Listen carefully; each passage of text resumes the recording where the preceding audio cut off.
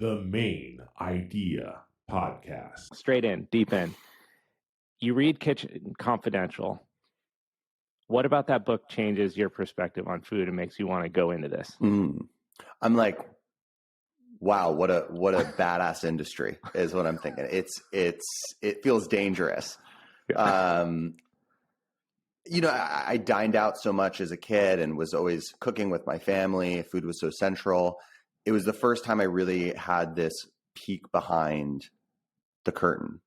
Mm-hmm. And I think, the storytelling was captivating. It was one of the, books as a young kid I was really interested in. And I there was just something alluring about it. I think the sort of badass nature, the sex appeal, the connectedness, and then like that layered on top of my own desire and experience for, food to be this connecting universal language was kind of like, what else would I do?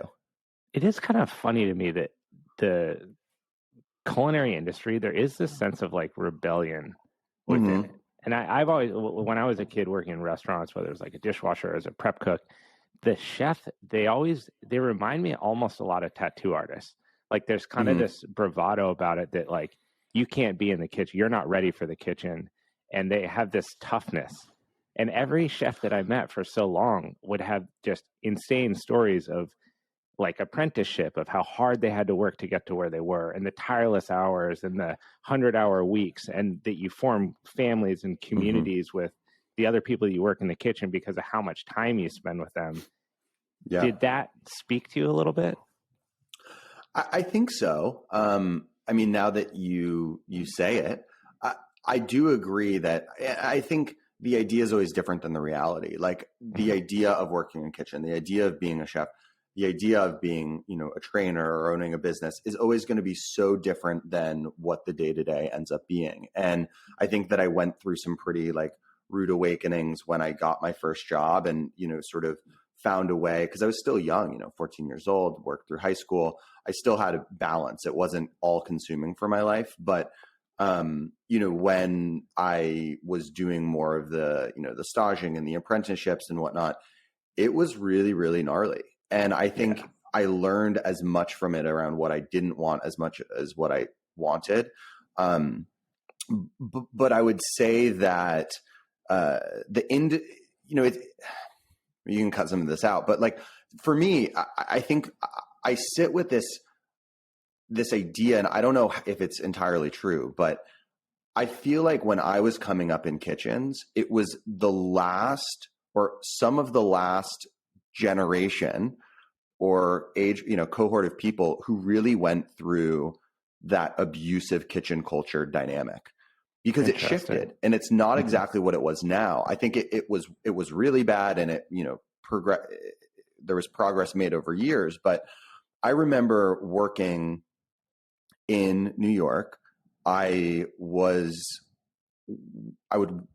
get into the kitchen at 8 a.m.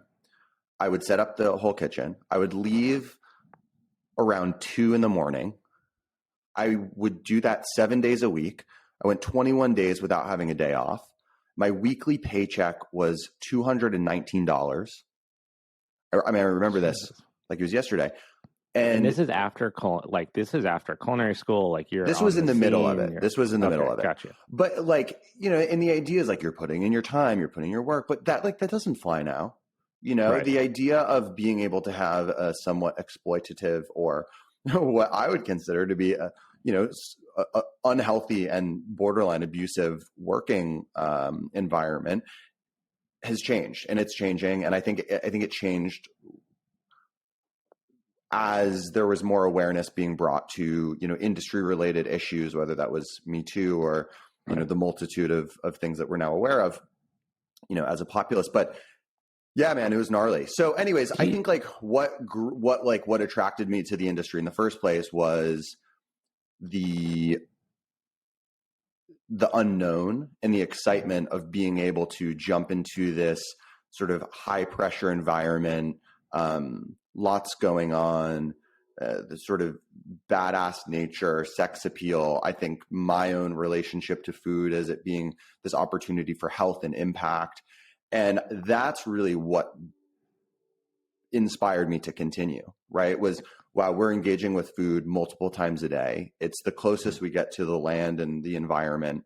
It's the way in which I can give and contribute a part of myself to the people that I love or strangers and build a connection and community. And wow, I have a lot of fun doing it. So like, that's sort of what continued to pull me through. And then as the years went on, I became more interested in what's the impact, what's my relationship to this as it relates to, you know, being a positive contributor to a pretty messed up world, and how can I utilize food as a medium for doing my part. Well, yeah, you said food is the most intimate interaction that we have with nature. I thought that was a really interesting perspective from a chef. Just never really heard someone connect those two together like that. What makes you feel that way about our connection with food? And this is a viewpoint much beyond just the palate, right? Like, you're not even mentioning taste here. You're not mentioning senses. It's just that food is something that's connecting us to the elements. And that's a unique view. Yeah. Well, I think, there's I have so much to say about that, but okay, if we look at, and this was, you know, from Thich Nhat Hanh, right? He had this book, How to Eat. And I remember reading it, and it's like, you look at a grain of rice, and what is in that grain of rice? It's the sun and the moon. It's the soil with our ancestors. It's the wind. It's the rain. It's, you know, the pollinators. It's maybe not pollinators for rice, but, you know, point being, it's all encompassing. The entire world is in this morsel. And I think it's really inspiring.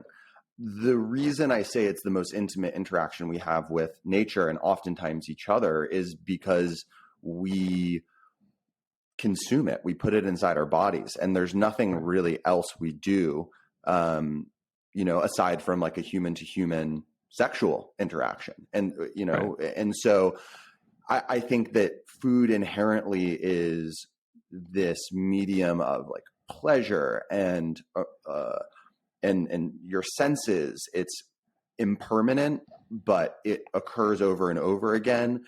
There is always going to be, you know, knock on wood, another meal. There's going to be another opportunity, but 50 years from now, we'll see. But, you know,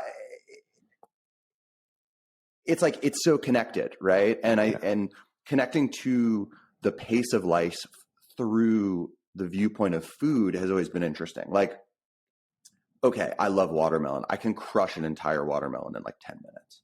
It takes 110 days for a watermelon to grow, right? Like, I didn't even know that. Right. It's remarkable. And right. And, you know, you plant these seeds and you watch them sprout and you watch them grow. And, you know, even I encourage everyone to just even plant, you know, a small herb garden in a planter box or a window box, because connecting to the pace in which life grows, especially now when we're inundated with technology and, you know, screen time and notifications, and the speed of life is very fast.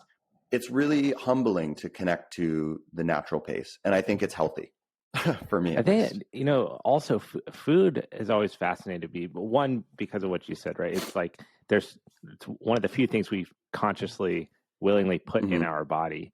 But it also has this power to create true emotions with people. Like, there's been many instances in my life traveling around the world where I've been in a restaurant and I get the food and it just creates this experience that's punctuated. It punctuates your trip. It punctuates your vacation, your travel, wherever you are. And then there's different pockets of the world speak to different flavors. And it's a really unique way to share those experiences. It's especially with friends. I think about, you know, dinners that we've had together where you've cooked for groups of friends.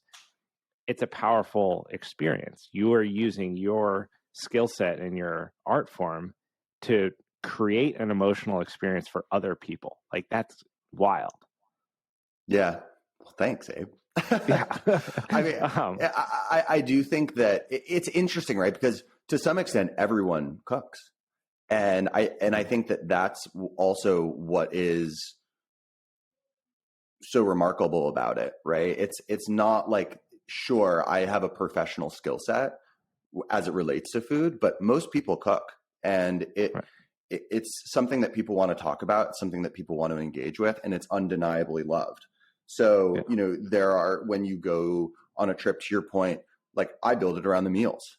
I think it creates structure. 100%. I think it creates, like, that's my rubric, that's my intro, climax and conclusion to the day is the meals. And so, I think, food is important, but to your point around cooking for friends and being in more of a communal setting, I think it's not just about what you eat, but it's who you eat with, because food is so contextual. And, some of my favorite meals, I can't even remember the food. I remember the people, and I remember the environment, and I remember how I feel.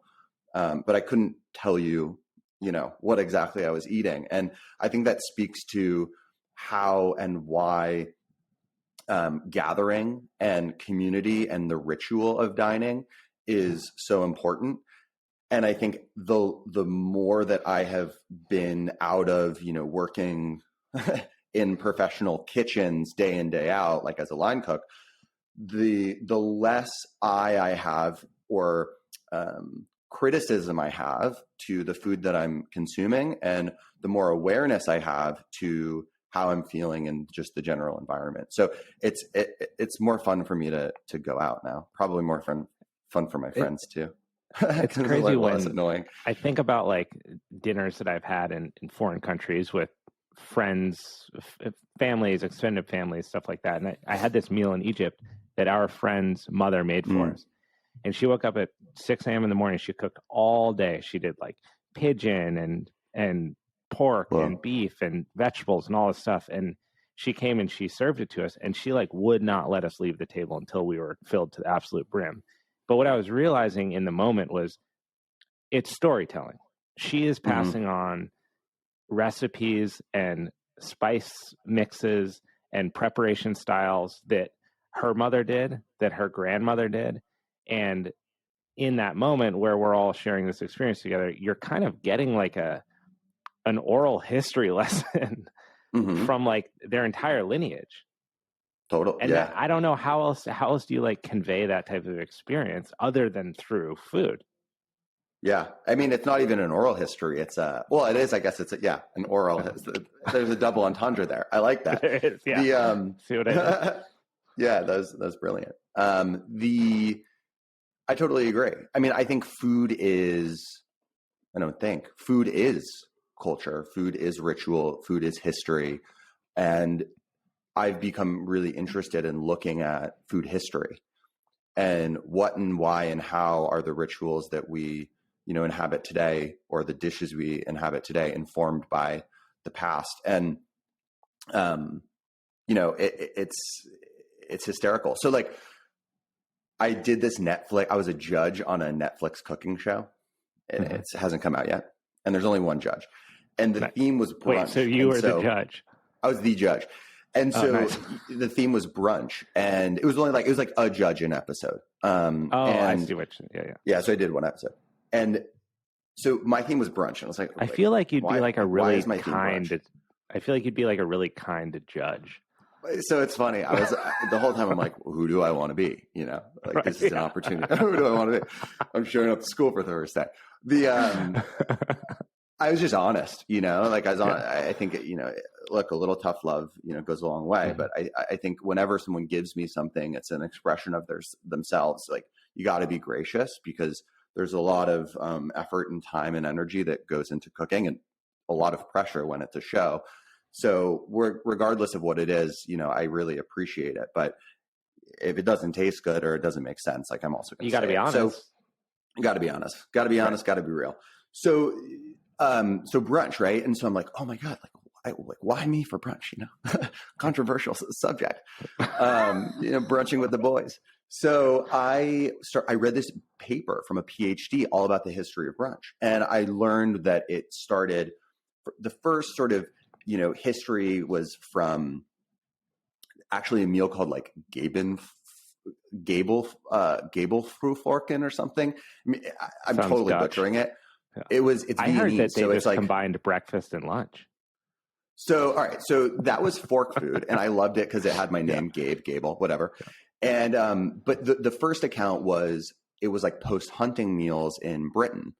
And then this dude whose name was Guy decided that he wrote a paper. He was a journalist, and he wrote this article that was like an ode to brunch. He combined the two breakfast and lunch. And it was all about, hey, we had a big night of drinking. We want to, celebrate and talk. We don't want heavy, meat. We want light, different kinds of food, maybe a little cocktail for the hair of the dog. And it wasn't until, many years later that it like caught on, and it started making its way into the US and sort of had these moments because Hollywood would go across the Transcontinental Railroad, and they would stop over in Chicago, and the only things that were open on Sundays were hotels. So they'd make these lavish, experiences. And then all of a sudden it started catching on in the New York Times, and, the history of I could go on and on and on. So like we can, I think this stuff's fascinating. I know none of this. So all of a sudden, right, like brunch starts making its way into more popular culture. I'm trying to remember, the details, but then, the New York Times eventually says Sunday is officially a 2-meal day. And like, why was that? It was a way of people saving time. There was also this like emergence of women in the workforce and needing to have more like consolidated, personal time on the weekends, but also on Sundays being able to reduce housework from 3 meals to 2 meals. So it was an efficiency thing. There's an economic implication of it not necessarily having to be lavish, but pancakes and breads and waffles, all these things being more cost effective. You have this like, so it was hysterical. The more I learned about brunch, I'm like, wow, you can't talk about brunch in a real, you can talk about brunch without saying this, but really brunch is so intersectional, and it has to do with gender. It has to do with economics. It has to do with class, right? Like the first brunches in America were called varsity like brunches or something. And it was all like, who goes and plays varsity sports, right? It's like privileged, historically privileged white men in these universities. And like, then there became black brunch and drag brunch and, this sort of democratization. And then eventually brunch becomes this symbol of gentrification and hipster mentality, where then it starts getting pushback because people, like, look, you can go everywhere now and get an avocado toast. I don't blame the pushback.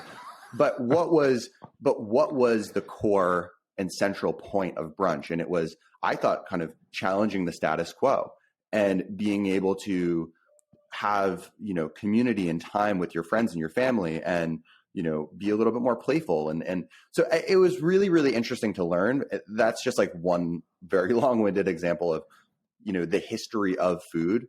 You travel to Amsterdam, you see a whole bunch of Indonesian restaurants. It's like, well, why are there a whole bunch of Indonesian restaurants? You come to learn that Indonesia is a colony, or, was under Dutch rule for a while. You look at the Indonesian flag, it's essentially the Dutch flag without the blue.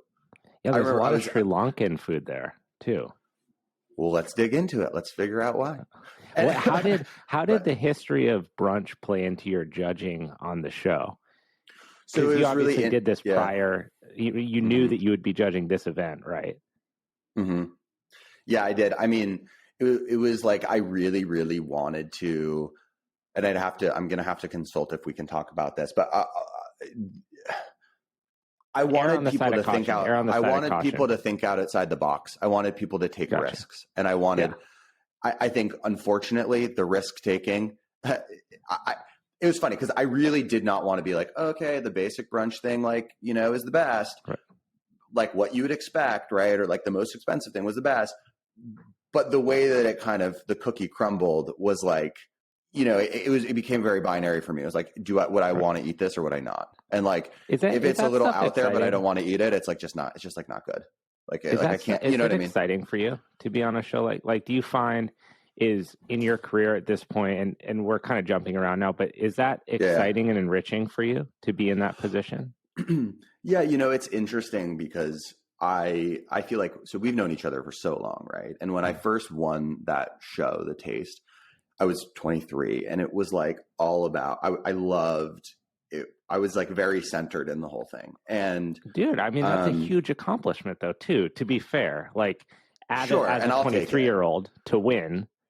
Right. This like national television competition and stuff. And, right. But I was like very much enjoying it. I think like what has shifted for me is I wanted to put my craft to practice. I really wanted to like do things of substance and make sure that I was continuing to like grow my professional skill set and build my portfolio and not just be at the whim of if media wanted me or not at the time.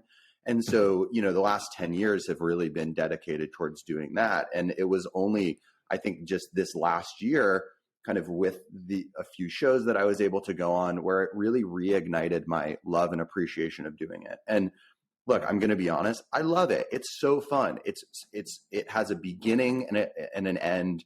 It's a time where I can be completely focused and detached from my technology, right? But it's like this moment where I'm completely immersed and completely present. And that's why I love cooking to begin with. I'm not really thinking about anything else other than what I'm doing. And so I really enjoy it. Like it's such a wonderful way for me to be expressive, and it's fun and it's different and it's vulnerable. And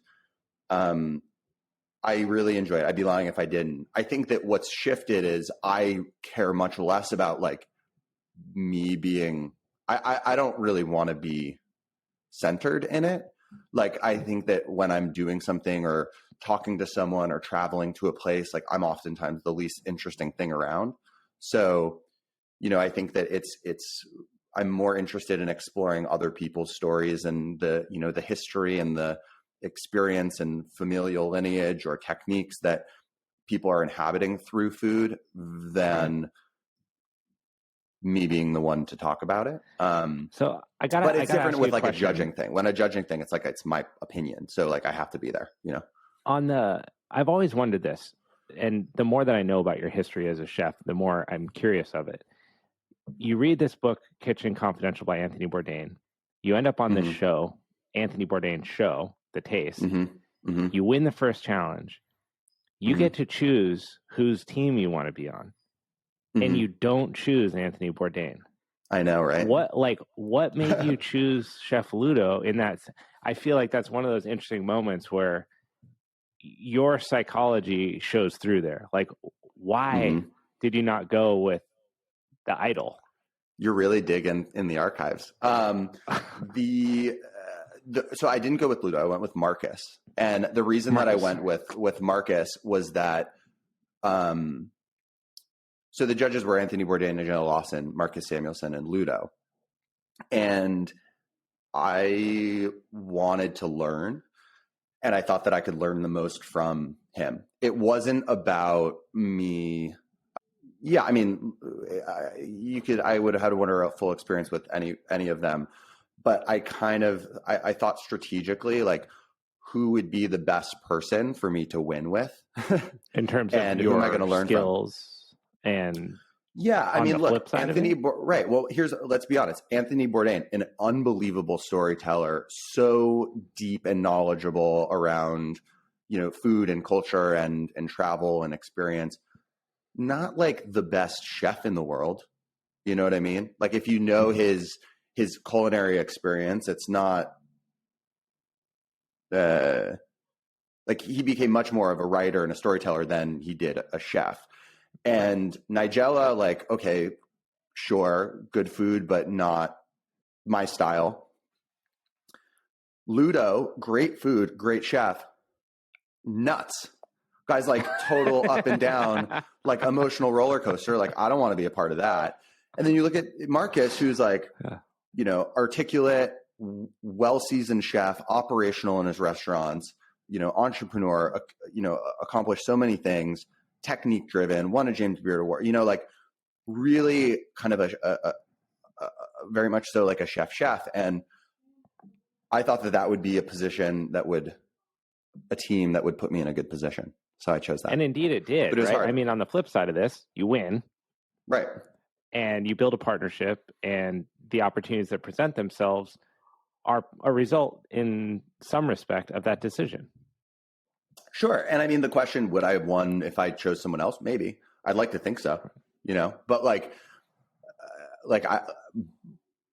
but I just wanted to kind of position myself for, I don't know. And I have no idea. I think like going into it, right? Because you're like standing in front of these 4 people, you don't know who's going to choose you, right? You have to kind of be chosen to then choose. So if one person chooses you, you're stuck with the person.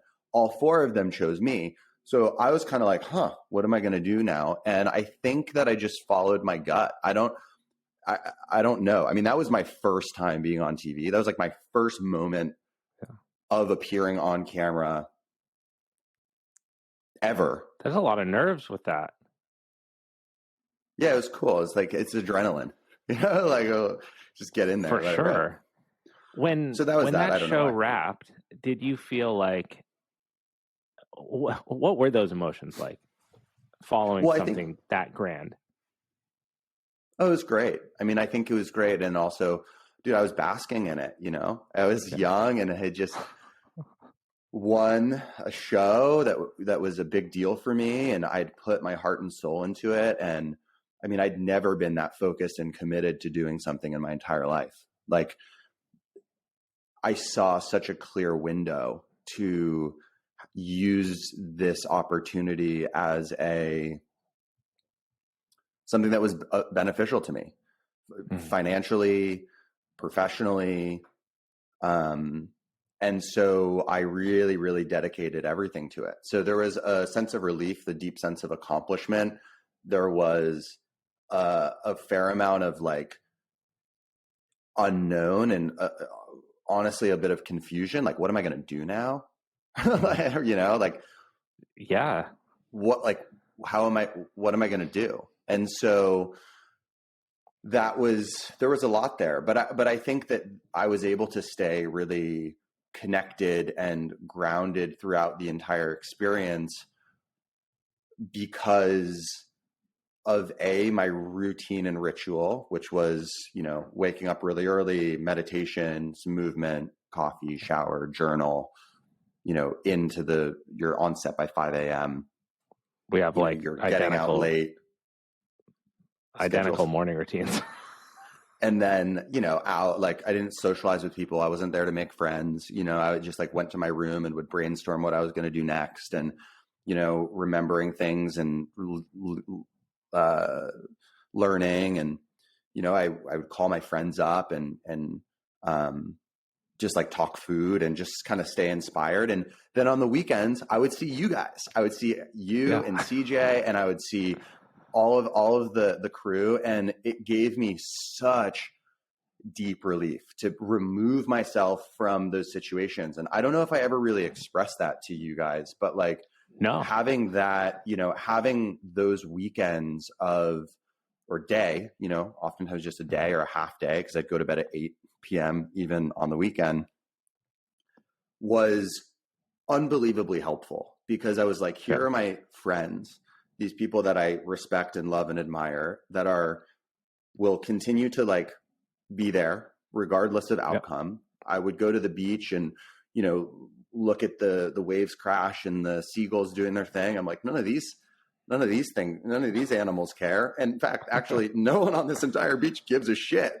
what the outcome is. And it was able to kind of pull me back to reality, because when you're in a show like that, you're immersed in this environment for a month. It messes with your sense of reality and what's important. Well, you're what cut isn't. Off, right? I mean, you're you can't talk about it. You can't consult. You can't share. You're siloed. Yeah. I mean, you did have we had cell phones, right? So not on set, but we could come back home and call our parents and stuff like that. Right. But it was, or our friends or family or whatever. But yeah, it was just really, really cool. And so I think that I've always had a deep, appreciation for that. So it was really important to me. If we look kind of in a sense, fast forward here a little bit. So the success of the show leads obviously to more opportunities. You end up on Forbes 30 under 30. executive chef, Bon Appetit magazine. You have more TV opportunities and entertainment opportunities. You end up serving as executive chef, director of culinary innovation. You've done some amazing events and projects. If you look at your life now and kind of like reflect on the last 10 years, Mm-hmm. what are the emotions that come to mind?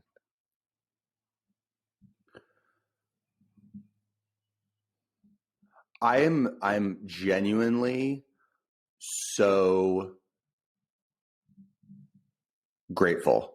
Like, I feel so lucky. I feel like I've been dealt such a blessed hand, and I've worked hard to there's no shortage of hard work and a lot of failure, but I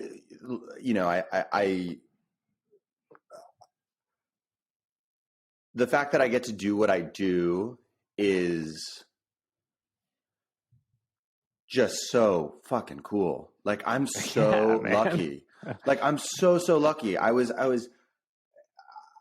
have some specific examples, one of which happened like 2 nights ago, but I just feel like sometimes I'm just like, what did I do to deserve this? Like, what happened 2 nights ago? It like makes me emotional. Well, it was late. I worked till like 11:45, cause I'll edit these videos and I do them off the clock. So, I run Plant People. Obviously there's a team, and I have my business partner, Hudson, so I'm not solo, but, I do that. That's my day job. That's what I spend my days doing. And then any of the videos, those are extracurricular activities. And so I, went to a tasting and, that I've been sort of supporting on.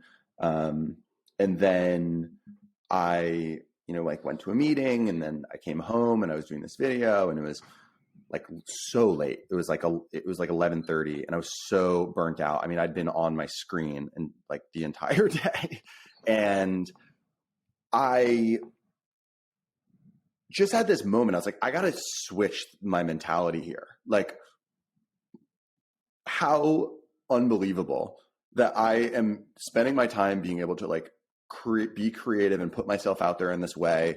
I was like writing a song for a video. It was the one I was showing you, like, yeah.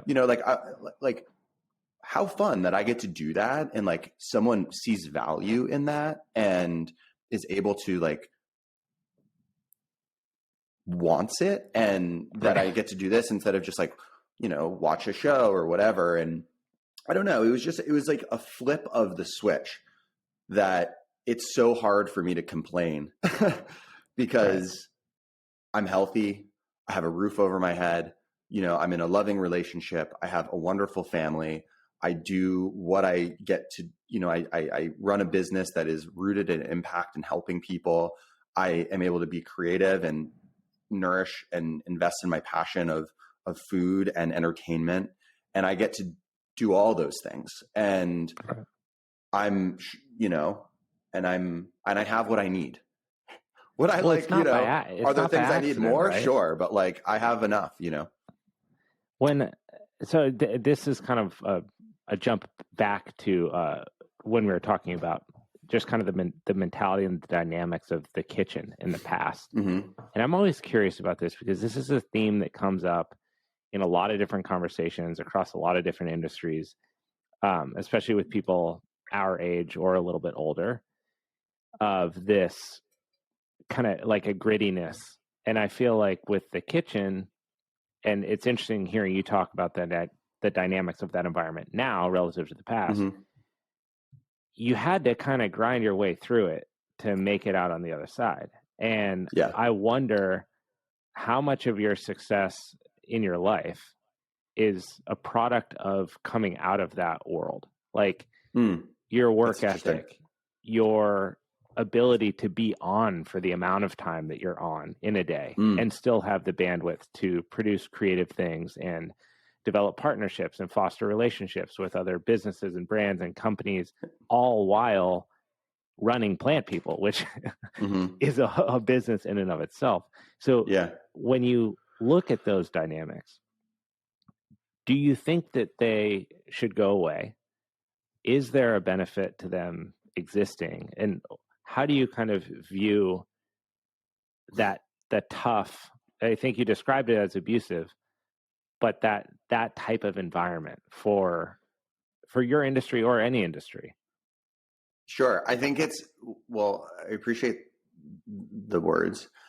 For me, it's important not to conflate hard work with abuse. There are certainly unhealthy dynamics and culture that have existed in hospitality and the service industry. And let's be honest, the entire food industry, whether it's agriculture and, laborers who are actually picking our food or the people who are cooking it, the whole supply chain has a lot of opportunity for improvement. It's in part why I'm so excited about what we do with Plant People and the investment in regenerative organic agriculture and the sorts of, supply chain that we have. And I can go into more of that later. But I think it's important not to conflate toxicity and unhealthy work environments and culture with hard work. And when I was a kid, I did not like cleaning. I think that was probably something that was my parents would tell you, although it's in very distant memory now. I did not enjoy sweeping the kitchen after dinner or doing the dishes or mowing the lawn. After I went to culinary school and after I was working in restaurants, after I was not only taking out the trash, sweeping, the floor, mopping the floor, scrubbing the things down day in, day out, my relationship to all of those things changed completely. Oh, sure. Let me do it. I'll do it in a great way. Of course I'll clean. I'll clean without asking, and when I clean, I really clean. I clean better. The hours were long and I was exhausted and it was painful. And all of a sudden, then I go from the CIA to Cornell, to the hotel school, academically rigorous. I'm like, you're telling me that my only job is to sit in this library for 10 hours and read and write this paper? Yeah, sign me up. Yeah. Sign me up. So I think that it's all relative. And I think that it's important to learn to operate outside of your comfort zone and to be able to be okay with discomfort and realize that we can build new relationships to that. And I think that even extends into me and my own personal, spine stuff and building new relationships to pain and discomfort and saying, wow, maybe I'm not in danger here. This is just something that I know how to now move through. And I'm sure it's something that you deal with on a daily basis because your entire life is basically being in pain. At least that's you're a sick man. It is definitely. Well, this is why I ask, and I ask a lot of people this about grit, about hard work, about I'm like you. I've been working since I was 14 years old. I have never not had a job. I worked all through college. I worked after graduated. Right. 18 days later, I was working for Enterprise Rent a Car. It's just I embody and truly love hard work. I like it. I do too. Think when I was a kid and I looked up, I've said this in other episodes, I looked up to my father. I respected and appreciated that he was a hard worker. And for whatever, as your formative kid, I was looking up to that, going I need to be a physical, hardworking man when I grow up. That's, just me personally, my story. And so I've always just appreciated that. And when I meet people and, like yourself or like Judy Turchin, the former CEO of Equinox, or anyone else that's been on the podcast, Max Hansen, who's a tattoo artist. Yesterday, I was talking to him. Everyone grinded their way out of this difficult environment, and it really lent itself to who they are as adults. And I'm always just curious because I do agree with you that there is a fine line. And I don't know if that fine line is expressed any more clearly than in a kitchen, because I've worked in them, not the way that you have, but I've witnessed firsthand how below the head chef you can be, despite working in a 10 by 10, Like you are not even in the same universe as them, and they will let you know it all the time. Yeah. There's a lot of Is that hierarchy. good? I don't know. I don't know. I mean, I think it's definitely something where it's like, well, you want to work your way up, right? It's like a forcing function for not wanting to be in the shit position. Right. But I do think that, it's important to recognize you can create hardworking environments with positive reinforcement and positive dynamics and still investing in the health and welfare of your team, knowing that that's truly the utmost importance. And you can pay people fairly, and you can compensate them in, financially. You can also compensate in other ways. And when push comes to shove, you respect and treating people as you would want to be treated is a non-negotiable. And I think that because there was this history of people not being treated well, that's just what we do. And it's like, well, does it have to be? Right. And I think that for me, it was really hard to, I had this this interesting kind of like identity crisis, because it was like, well, am I a cook or am I not? And I'm hearing that you put your time in, you graduate and you work in a place and you work your way up, you become a sous chef, you become an executive chef, maybe you become a chef de cuisine, then you become an executive chef, you put your time in. And I'm like, dude, I'm not my cup of tea, And so that's why I invested in my education in a different way. But it really sparked me to approach everything more entrepreneurially, in a more entrepreneurial framework. Like, where's the opportunity, and what is it that, and I understand that comes with respective privilege, but it's like, where and how can I contribute? And most importantly, how can I be interested and excited about what I'm doing? Because when I'm interested and excited about what I'm doing, when I feel I'm connected to a deeper purpose, when I feel like I'm contributing to humanity, not just my own personal gain, I do the job better.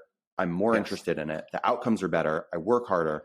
So I think that hard work for me, like, I'm willing to work really, really hard, but I want to work really, really hard on the things that I want to work hard on. I don't want to work really hard and bark up a tree if I have no interest in, picking that fruit. So totally. It's like, and then I think that comes to culture, right? Like, as a leader, how do you create the environments where people feel inspired and purposeful and excited so that they can work hard, not just work because they have to? Yes. And I think that's a really key part. And you had I read something that you were quoting. You said, the way that we grow the industry with access, justice, and integrity is critical. And I thought that justice was a really interesting word selection there. Very purposeful. And maybe that embodies everything that you're saying right now, that you can have these, rooted in hard work principles, but doing it in a way that enriches your workforce and ultimately thereby your product, what you believe in, what you're creating, but does it in a way that's fair and exciting for everybody that's participating. And that doesn't take away from hard work. No. So I said that in the context of hemp. And so, we started as a hemp company. And I think that, having this awareness of, okay, well, we are in technically a subset of cannabis. And we know that there is systemic issues when it comes to people, BIPOC, people being marginalized through this industry, right? There's a lot of people in prison who shouldn't be. There's a lot of privilege. There's a lot of people who are participating in an industry that has been very painful for people. So as we see this explosive growth horizon, with hemp, not sure if that really happened, but that's beside the point. As we look to build an industry, how do we make sure we build an industry that is equitable and that represents social justice and climate justice and allows participants and creates an ecosystem where we can push against the, harmful systemic practices that have been and still continue to oppress many people. So that's where, like, as someone who knows what's going on, is pretty well informed, it would be a disservice not to say that and not to stand up for that. What exposed you to those issues? Like, how does a chef come along and end up enthralled in these types of concerns? Well, I think that my relationship to the world is rooted in contribution. And so my parents are alternative medicine practitioners. I grew up in Boulder in this environment where, there was a lot of mindfulness around the environment and around community and humanity and, yada, yada. So I've always tried to build a career that is actually of service to the greater good. And that now manifests in regenerative agriculture. It invests in, tools for health and wellness and education resources for those who can't financially purchase those tools, but can equip themselves with skill sets to live more healthfully and navigate a world that is kind of stacked against us. And I think as I learn more around all of these issues, it becomes very clear that there's a lot of intersectionality to everything. Everything is intersectional, right? You can't talk about brunch without talking about, gender and class. So how are we expected to talk about agriculture or cannabis or, any of these things? Because, trees and like environmental justice and environmental equity, like all of these things are very linked. So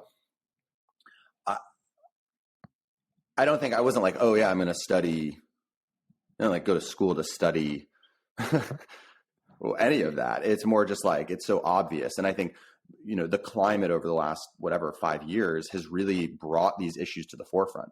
So as a leader and as a builder or a creator, it's like, how do you acknowledge what's going on and integrate and learn, and not just have what is happening or what you are here? How do you make it not just lip service? You got to embody it, because then it's a it's a hollow promise and it's just bullshit.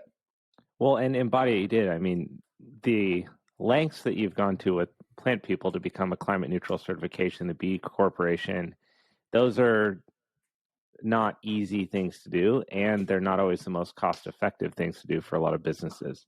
Do you ever feel torn between like pursuing revenue and pursuing these values that are very true to your core that seemingly are getting deeper and deeper the more that you understand the industry that you're in? Yeah, I mean, I think the more that I learn about everything, the more I learn how much change there needs to be. But I tried to do two things. One was we've tried to splice impact into the DNA of the business so that as we grow and as we scale, we do good. The second is more of it, the more that you do. Yeah. Exactly. So, right. Yeah. So it like, as you grow, you do more, not just like, let's grow and then justify that with putting on t-shirts and, cleaning up or whatever. Sounds like some businesses out there. Sounds like a lot of them. Yeah. And, it's like, let's short the Thai baht and then eat into people's pensions. But we, cleaned apart. So I think that, that was right. That was like the one thing. And the second thing was, creating some frameworks and some guidelines, some yes and no. So we actually achieved B Corp certification. We achieved climate neutral certification. And then we were like, well, why don't we create a corporate structure, like in the eyes of the government, that exists for public benefit? So we are a PBC, or a public benefit corporation, which allows us to, as we evolve, who knows, we're a bootstrap business. So it's not like we have, VC people looking over our shoulder. But we invest a lot in these programs. We invest in a lot in recyclable packaging and all of this stuff. Do you not? We have some small angel friends and family investors. Gotcha. So okay. We've really bootstrapped the business. I mean, we did a small safe note, a few years into it, just because we were buying inventory and didn't want to have to, if we made a mistake, we don't have to lay people off. It'd suck. But yeah, I think right. So with this corporate structure, right, we can justify that. It's like, well, why are you spending X amount of money on environmental remediation and planting trees? That's a lot of money. Or why aren't you just using a plastic bottle? Why are you using aluminum, glass, and glass. It's like, well, we exist for not just the shareholders, we exist for all stakeholders of our business. And that's what I think the key to regeneration is. And I think that's what we need to do. Beautiful. We need to regenerate, because those are values.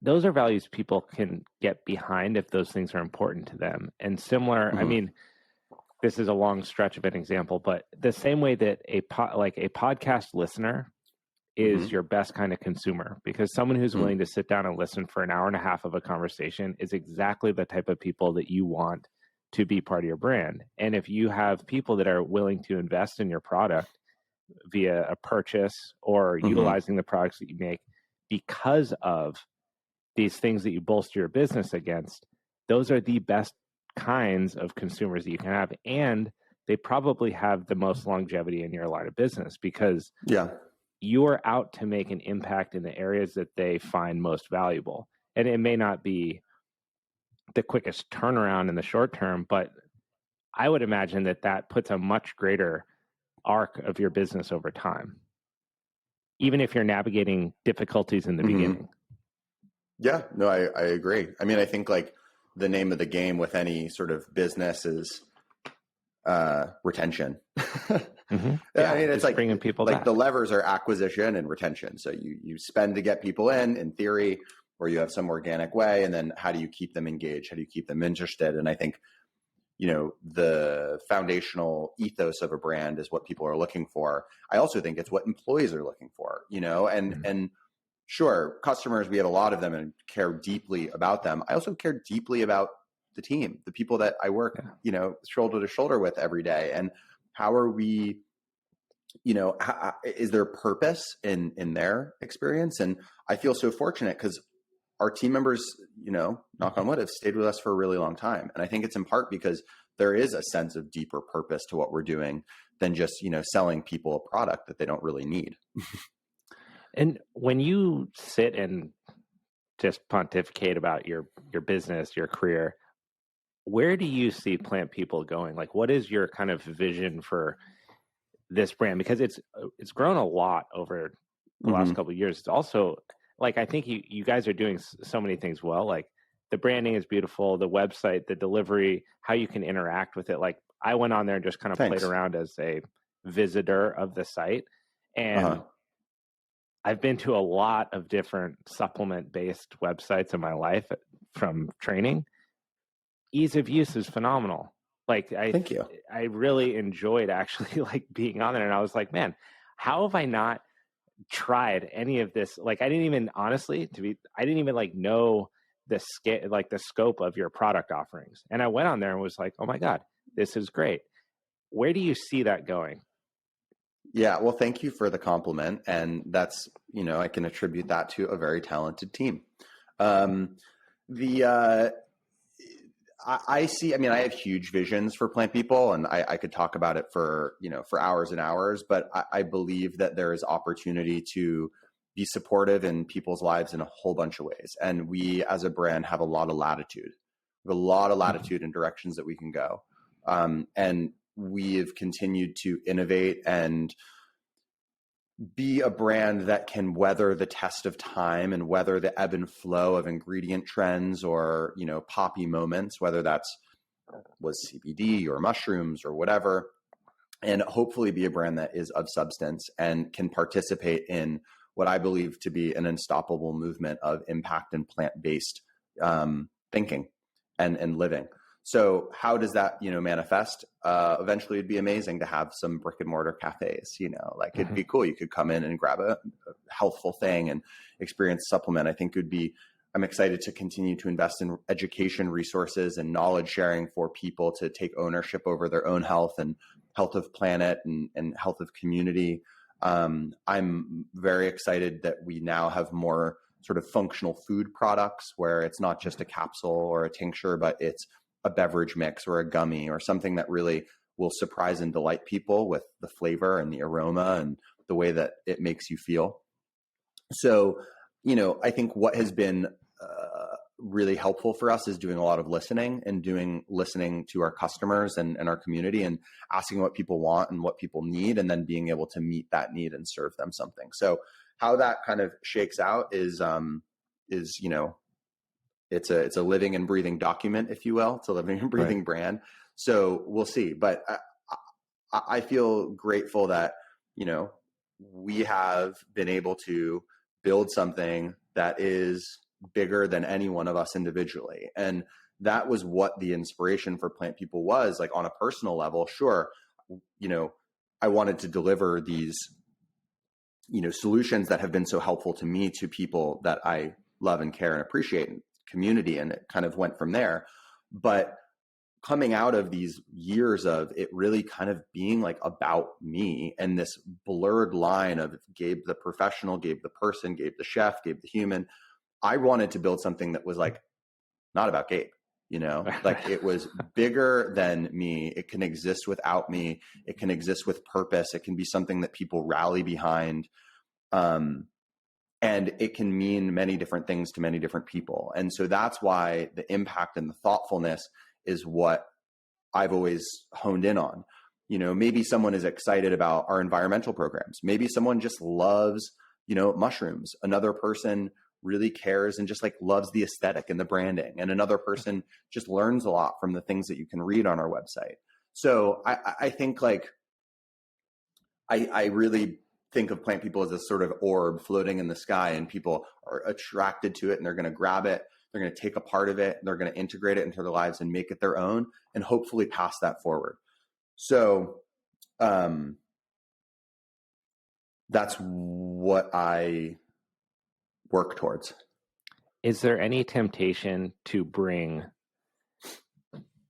the Plant People product line to a brick and mortar experience that's like really restaurant based, maybe not even a cafe, but more of like integrate your products into like high level culinary cuisine?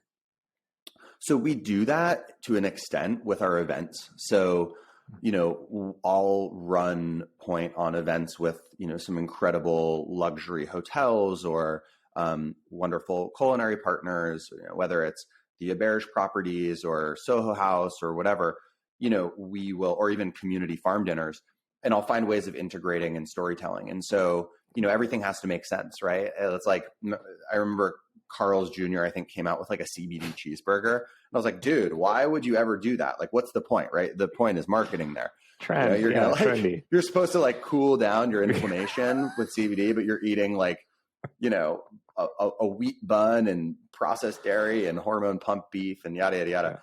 So I think the approach, and it always has been critical to our early and foundational stages, was integration with culinary partners. We did an ice cream with Van Leeuwen. We did, you know, which I ate, and dude, I would with Roberta's. Pause. I would drive from Venice with Lauren to the Van Leeuwen at the platform to have that flavor, and they took it away. I know, because CBD. What the hell? I know, it's crazy. It was vegan couch potato. It was cool. It was fun. But like, those were really integral partnerships to brand building, because the universal nature of food to Plant People.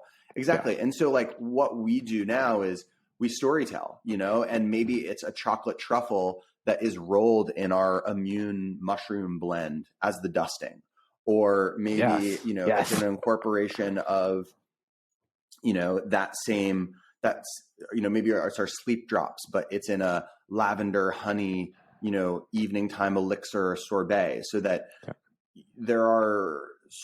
it makes sense, you know, oh, wow, this is a little thing you eat before bed and it's going to help you sleep. Right. Or this is a, you know, an anti-inflammatory sort of base dish, because we have a lot of, you know, spices and ginger and turmeric and black pepper. And now we're amplifying that with the inclusion of this tincture that not only has all of those ingredients that we used in the dish, but also a few more compounds that we know to be helpful for the function. That's a great storytelling thing. So we do sort of do that. I've learned a lot around, you know, operations for hospitality and restaurants. Boy, is it tough. And boy, does it take a lot of management. And that would be an amazing thing to do, but probably not like an immediate state, just because we're a small team, so the bandwidth is limited. Well, and it would probably be most enjoyable for you if you were doing that at a state in your life where it wasn't purely, like the main focus wasn't revenue driven. Yeah, it's like you love to be there. You get to show up and create and do everything like that. And then like you drop down from the ceiling and then like lead a fitness class. Perfect. I hate to ask this, but because it's so pop culture focused and central, I'm curious. What was the experience like being on Selena and Chef? Oh, it was so fun.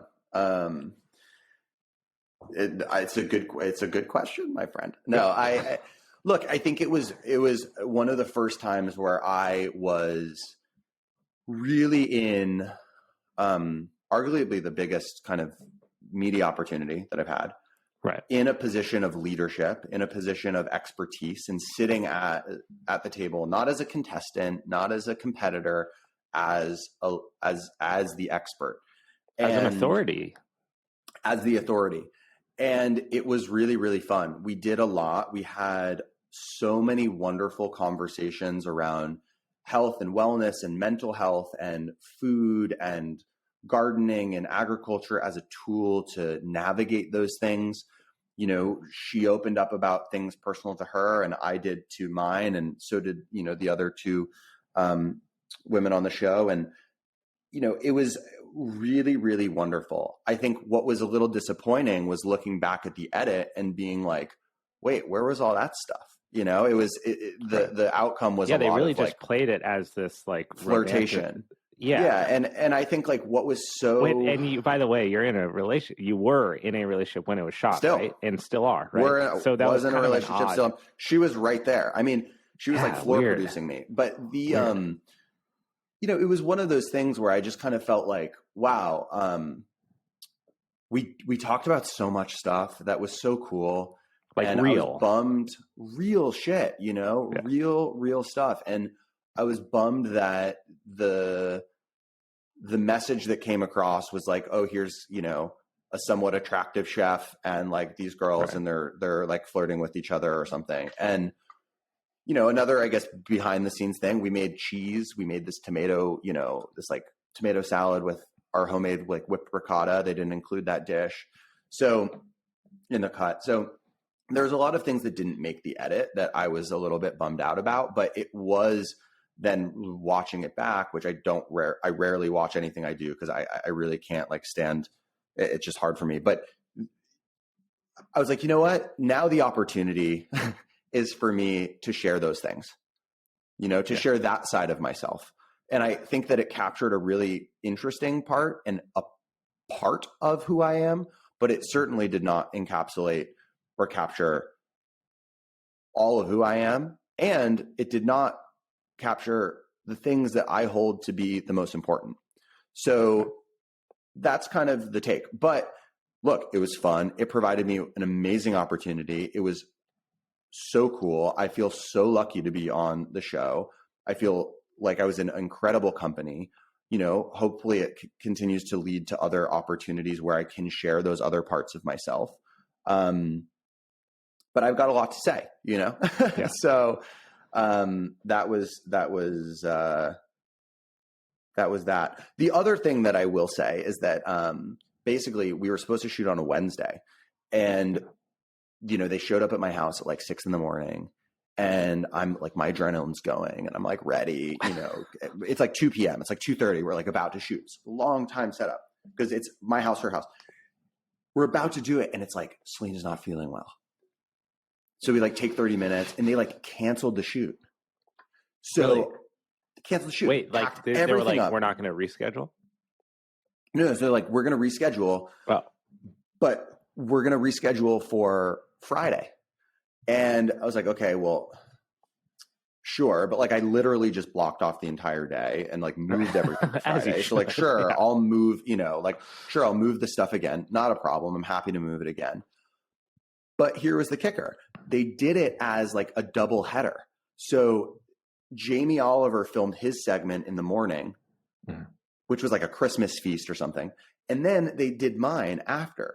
So I was like round 2 after a big, extravaganza. Oh, she shot. Well, that's what I was saying. I was like, you guys, you got to be kidding me here. Like, you don't you're telling me that we can't do this now, but you want to do it as a double header in a day and a half from now, or 2 days from now. Like, come on. So I was a little bit frustrated by that, and yada, yada, yada, but power of editing, and it's hard for me to complain. Like, I have no complaints about it, but those are also the realities. Like, right. That's what people would not see if they watched that's what the people show. would not see. Right. And that's like the context that I know. So maybe I see things in a different way, but now you know. Yeah. Well, it was funny watching it, just knowing you personally, and then I've watched a couple episodes because Lauren watches it, but seeing how much they played on that relationship thing, like they clearly know their audience, right? And they play on that in a lot of episodes. Like when the person comes and delivers the ingredients, right. They're like, oh, he's so cute. Oh my God. Yeah. It's like, it's right. the thing. I know. It's I thought it was interesting. That's funny, I suppose. I want to close with 2 specific questions. Sure. I'm all yours. I'm all yours for until 2. No, yeah. These are kind of long-winded questions, but what are you afraid of?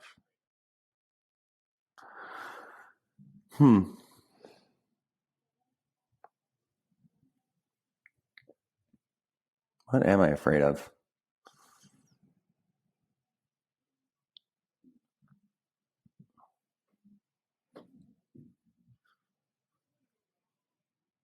I actually I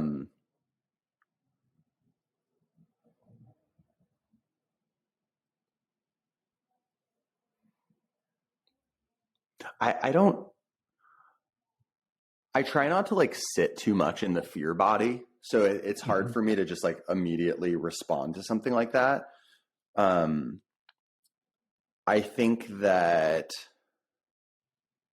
I probably share, a lot of the constant human, or the consistent human fears. Sure, I'm afraid of, the unexpected tragedy that touches my own life. I'm afraid of a crumbling environment and ecosystem of biodiversity. I'm afraid of a failing food system, and the inequities that occur, or the shortages of water, but those are more grand humanity things where I'm wow, it's kind of scary, and it's all kind of happening. So how do we what do we do? I don't have oh, I'm afraid of spiders or something like that. Right. The other day, literally last night, I don't know why I was thinking this, because I think maybe someone actually asked me a similar question, and I was like, what, so many people's fear is dying alone. Right. Which everyone does, by the way. Right. We all know it's all lonely anyway. But no, I don't know. I really, really try not to be too sit in that space of fear. I don't think it serves me well. And I try to kind of snap out of it if I'm ever feeling that way. I think that the things that are most commonly present in my life have been, health. And I do have my own baggage around, and triggers around, and fear around, my back in particular, and that going down again. I've had 3 spine surgeries. I don't want to do that again. And being in that kind of pain for that long. So when I feel something coming up, it does trigger me a little bit, and I've been working to recalibrate and relearn and build a new relationship to what that discomfort means. Maybe it doesn't mean I'm in such danger at this point. So I think that's that is what I immediately think of. And that kind of lent itself towards part of the impetus behind Plant People, right? Was you dealing with this injury. a real injury. This is not, I feel like when people talk about surgeries just kind of off the cuff, but when you get back surgery, the opportunity for things to go wrong is at an all-time high. Mm-hmm. Even if you're with a like exceptionally skilled surgeon, it is your back. If that part of the body gets damaged accidentally, it is damaged forever. And walking, standing, lying, sitting, every single human movement that you will do for the rest of your life is compromised in the event that it's not remedied. Yeah, and it's I don't no joke. know if people really understand that, if they haven't gone through some sort of sidelining injury before. It is profound. Yeah. And you feel that you're in your body fully. Mm-hmm. And then you feel the limitations by that. How did that push you towards creating these products that with the true intention of helping people?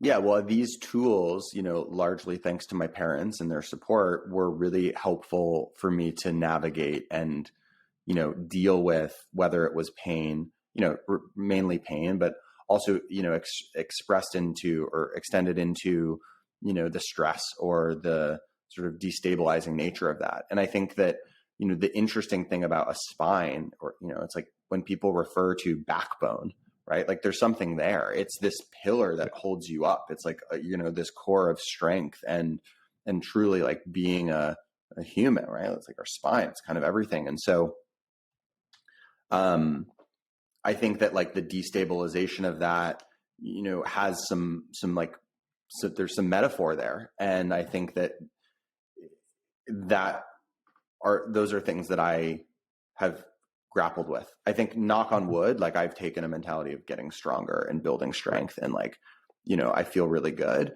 but definitely really scary. So I think like there's sort of this natural story, like these things have helped me in this way. It's also helped people in my family and yada, yada. I don't see them out there, and people are asking and curious about it. Like that feels like a great opportunity to share. So that's sort of what it's rooted in. But yeah, that's probably like the fear body that I have, and that I, probably just like work on, continue to work on. Where did you start using the term fear body? That's like a specific term. When did you, like, have you done any type of work that would like produce? Probably just hearing my talking to my mom, to be honest, but that's probably the work. But yeah, I think it's like, it's for me, it's less of, when I talk about like that fear body, it's less of me being like, okay, I have this reaction to spiders, that like, I'm very fearful of spiders. And it's more like, what is the energy around, like, what is the energy around X, Y, and Z that are bubbling up like reaction or like non-logical response, right? Like, have you ever looked at a spider and tried to see it as beautiful consciously? No, I will do that though. So there's a spider that lives like, I fucking hate them too, to be fair, but occasionally I attempt to do this and look really closely at them and try to see them for more, because I feel that I know exactly what you're talking about. I see one and it's like a welling up instantly. I'm like, oh hell no, That's it. Yet my whole life I have cupped and saved spiders constantly. I have a very strong connection to like spider karma. I'm convinced that if you kill spiders, they're gonna fuck you up. It's so irrational. I'm not that like afraid of spiders. It's not like something that freaks me out, but there is this spider that lives in my office, which is where I am now. And I'll walk over to turn on the light and like, I'll see it and it's chilling. It lives like in a non-used, like old telephone kind of socket thing. Yeah. And I haven't made any attempt to kill it, because there's also mosquitoes that come in here, and I'm like, dude, do me a solid.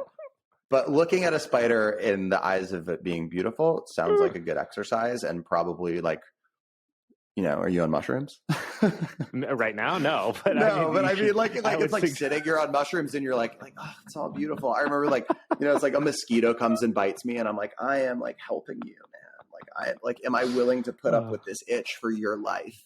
And right. The answer was yes. So take my blood. There are profound experiences that you can have in those instances. But yeah, as a thought experiment, it's very profound. Try to find the beauty in those. But I think, we're talking aimlessly about spiders here, but I think that there's a lot of truth for that for other things too. Look at the things that freak you out, that make you, as you said, triggered, that like, you're like, I hate that, or I hate this. And like, try to just see it in a different light. And why do I hate? Like, I think that those are the two things like that I end up coming back to. I come up to a few things. One is it real? Is this thing that I'm afraid of or that I'm feeling, is it real? And is it happening? The feeling or the thing? The thing, the idea, I mean, any of it, right? It's like, is it real? Is it happening? Or am I just like going down a rabbit hole right now? Oh, it's not real and it's not happening to me. Like, okay, I probably don't have to dwell on it. And the other thing that I sit with is, and maybe it's fear, maybe it's not, I don't know. I don't know, maybe this is a leap, but what story are we telling? And what function does that serve? So like, it's interesting because every time I do a podcast, I kind of try to change my story a little bit. Why? Because I'm then less mechanical about it. Like, you know what I mean? Like, you can get into this pattern.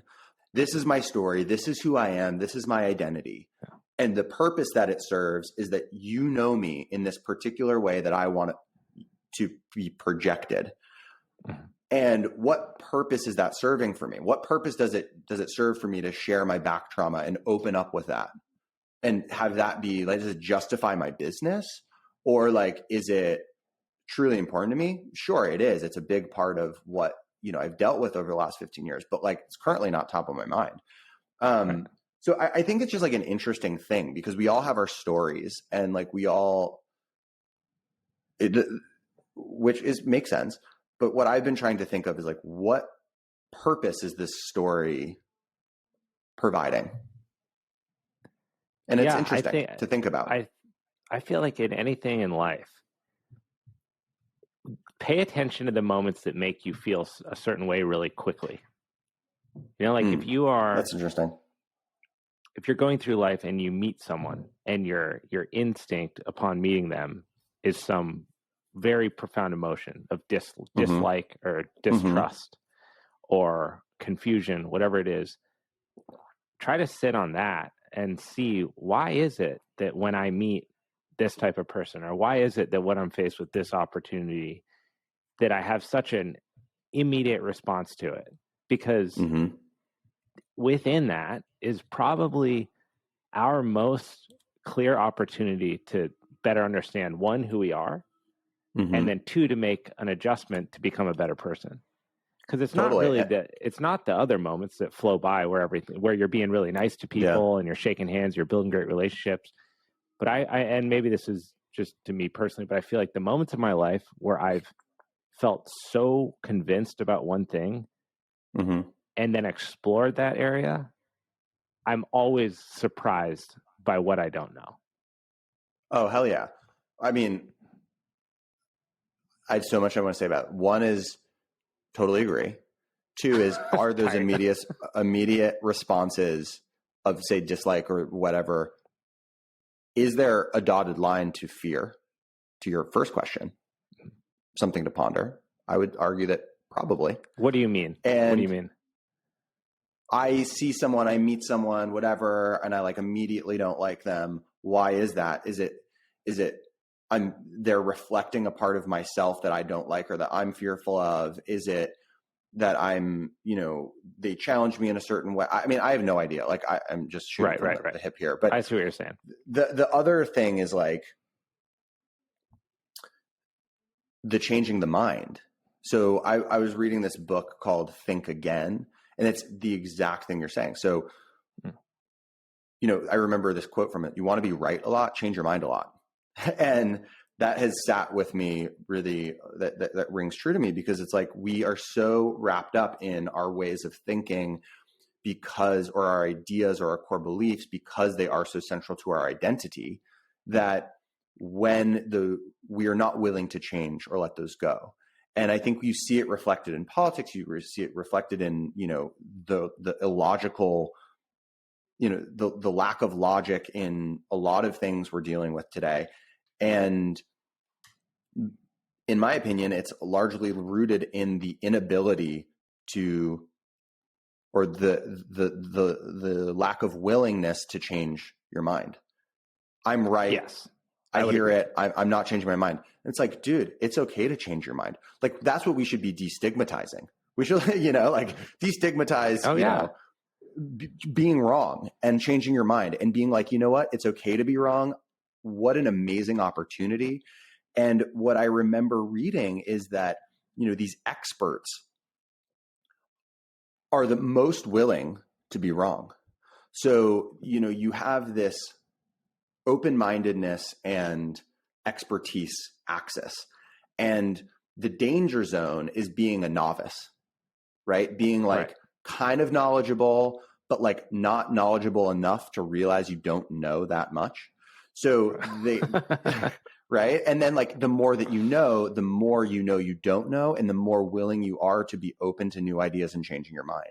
And I think that is, we oftentimes get to this place where we kind of feel like we know enough. So we consider ourselves an expert, but we really aren't. But the true experts are down with anything, because the reality is that when you're wrong, you're learning something new. And I think that's really cool. With science, failure is a feature of science. It's not a bug of science, because you want science. This is an interesting thing, especially over the past 2 years. You want scientists to be wrong sometimes. That's how science works. Is that totally ideas are hypothesized and then proven, and then if they're proven wrong, that's great, because then you can fix the hypothesis and move forward. You could check it off the list. That's how true experts operate. They operate knowing that there's a chance that they might be wrong. And you have to approach social settings like that and societal settings like that too, on the pretense that you might not be right about what you think is going on. The spider thing I love, and here's why. The fear of spiders that people have is so funny, because it's always rooted in thinking you're going to get bit, right? It's like, they. When was the last time you got bit by a spider? When the fuck did you ever get bit by a spider? And when was the last time you got bit so bad that you had to alter your day because of it? Nobody. It's the stupidest thing, but you look at it and you see it, you immediately feel a certain way, and you react to the way that you feel. Whereas if you really look at it, one, they don't even want to fuck with you. They want to leave and go hide in the floorboards or find something to eat. They want nothing to do with this big ass human. They don't care. No. But we go around all day long shaking at just the thought. Our hair stands up thinking about it. It's like the stupidest. And it's so interesting. And if you sat and thought about it, you're going to do it today. At some point, you'll go over to where the spider is in your office, and you'll look really, really closely at it and be like, what? This thing is beautiful. I want to marry this. This thing is gorgeous. I'm going to frame it. Yeah, I don't know. I wonder, there's evolutionary response. I mean, that I think brings up a whole other thing, right? It's like, what is our role as conscious individuals to press against our evolutionary response? And when do we lean into our evolutionary response? Because, we find, just to kind of draw another line to what we were talking about, being willing to change your mind or whatever, these ideas, the belief systems, we find safety in groups. And so even if we know that it's wrong, we default to the group because there's safety there. So how do we bring people from one group to another? You have to create an openness and a willingness to have them feel included and brought into that new community, and get the same sort of comfort and safety that they're gonna get while they're changing their mind. But yeah, interesting. And this brings me to my ultimate question, and I just like to ask this to people. when you hear the word love, what comes to mind? I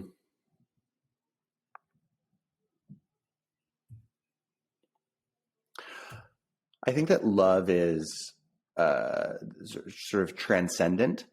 I think that love is universal, and it takes shape in many forms. You love your parents and your family different than you love your spouse or your partner, different than you love your friends.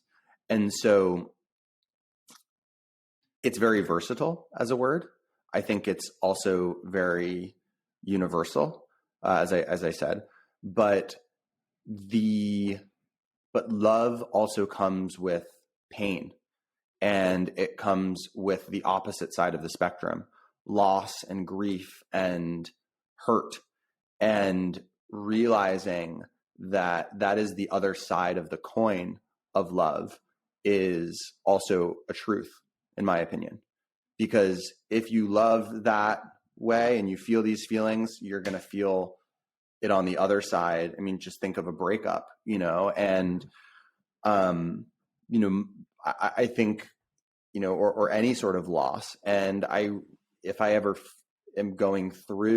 gone through that sense of loss, what has helped me is remembering the humanity in it, that everyone feels heartache and heartbreak, and that it is only present because there were these feelings of love that were so strong. And how lucky am I to have felt that way, even though how do you put that into your food? Oh, okay. Interesting. Well, I think that love for me in food is just making sure that I'm cooking it with a good mindset and headspace. I'm actually enjoying it, because it's so second nature to me. But there are times when I do not want to be cooking, and so I would be lying if someone was like, was this made with love? I'd be like, no, it was made with resentment. It was made with, I don't even want to be here today. Right. It was made with I'm fucking tired and want to go home.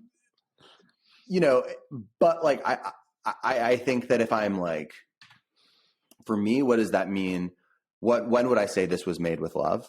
I would say when I am attentive, when I'm present, when I am immersed in the experience. That's when it's made with love for me, made with intention, and I think that those things go a long way, and you can feel it and you can taste it. Yeah. But I do really think interesting hearing you describe that seemed like a much more organic definition of what you think love is than hearing you trying to define love. Sure. I mean, I've never defined love before. Right. I was trying to be a Merriam-Webster over here. But then when you when you started to talk about it in relation to food, and I'm just speaking out loud. I mean, it became a very real, cerebral definition of it. It was cool. That's why I love that question, because it kind of puts you on your heels for a second. Yeah. But because I don't know. Maybe it's that. Maybe it's everything you just talked about. It's totally all those emotions, and maybe that's why you're so phenomenal with food, because you're in love with that craft innately. But it is interesting to think about, okay, if you there's a difference between trying to, I think, define love and then say how does love manifest? And I think that love manifests in being present and being thoughtful and being unconditionally supportive and open and vulnerable and real, and being okay with the comfort and the discomfort and all that it's throwing, that life is throwing at you, or that inhabitants of love is throwing at you, versus well, what is love? But I guess your question was, when I say love, what comes to mind or something? Yeah. What do you think of? What's the first thing you think of? Yeah. Yeah, I guess that's so interesting. Yeah. Because I was trying to define love. I don't know. Right. What came to mind was the reason I ask it open-ended, what came to mind was an attempt to define it. But then when you talked about it, you gave a very connected definition of it, which is interesting. Thanks. Well, then we just cut the first part, Yeah. No way. Absolutely not. No, that's in there for good. That's the juice. Yeah, I don't know. It's like that. No, it's it's a good question, Abe. How do you define it? Has anyone ever asked it back to you? No, but I'm asking how do I define it, or what comes to mind? What comes to mind? Trust. That's always, ever since I've reflected on the word, trust is always the first thing that comes to mind. And the reason that is the case is because I think when I saw my parents get divorced, I was 6, I was old enough to see it happen. I was 16 years old. Up until that point, my parents were my living representation of what love was. I could see it in them because they created this family together. When they divorced, the love idea was disbanded. And so it happened because of distrust and lying to each other. And so it was very in my face. I think that experience led me to really identify with love being trustworthy and something that you can rely on. But that can be expanded to, that's something that I look for in loving friends. That's something I look for in a career that I love, is something that I can trust that I'm doing the right thing. Or even if you go to a restaurant and you love the food because you trust that you're eating what is, the ingredients are as good as they say that they are. The experience was as real as you expected it to be. It's that those things line up. So that always, when someone asks me about love or when I reflect on love, the very first thing I always comes to mind is trust. That's so interesting. I love that. Thanks for sharing that. I mean, it's when you were saying that to me, I was trust is the sort of the foundational element in which love can be built. I wonder, could you build love without trust? I think you can build lust and you can build excitement, but I don't think that you can build love off of without. Yeah, I don't think you can. So, but let me put it there, because I think that there's so many different ways in which and habits. So say you have the hypothetical person A has sibling B or mother or father B, familial, right? I think the sort of strongest, I don't know, for me at least, strongest inhabitants of love is through family. Say that person is an addict or whatever, and you can't actually trust this person. Does the love then diminish? Does the love then go away? Or I don't know. Maybe. Or is it there? Or is it transcendent? It is a good question about what